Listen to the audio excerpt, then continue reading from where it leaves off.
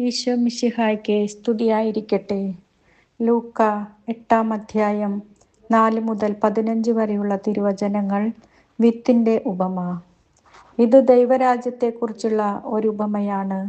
വചനമാകുന്ന വിത്ത് ലോകത്തിൽ വിതയ്ക്കുവാനാണ് യേശു വന്നിരിക്കുന്നത്.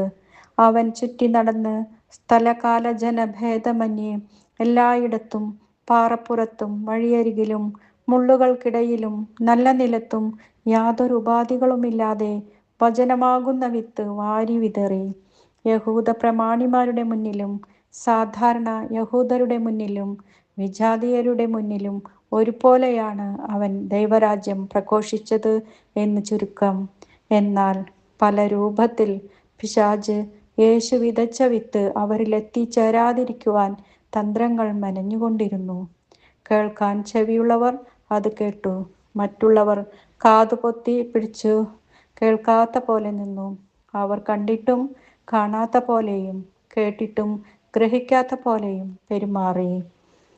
സഹനങ്ങളും പീഡനങ്ങളും പ്രലോഭനങ്ങളും ഉണ്ടാകുമ്പോൾ തിന്മയുടെ പക്ഷം ചേരുന്ന പ്രകൃതക്കാരുടെ പ്രതിനിധികളാണ് പാറപ്പുറത്തും വഴിയരികിലും മുൾച്ചെടികൾക്കിടയിലും വീണ് നശിച്ചുപോയ വിത്തുകൾ. നിതാന്ത ജാഗരൂകതയുള്ളവർക്കു മാത്രമാണ് അവസാനം വരെ പിടിച്ചു നിൽക്കുവാൻ കഴിയുക. തൻ്റെ ശിഷ്യരെ സഭാ നേതൃത്വത്തിലേക്ക് ഒരുക്കുന്ന പ്രക്രിയയുടെ ഭാഗമാണ് ഈ ഉപമ. യേശുവേ നന്ദി, യേശുവേ സ്തുതി, യേശുവേ ആരാധന.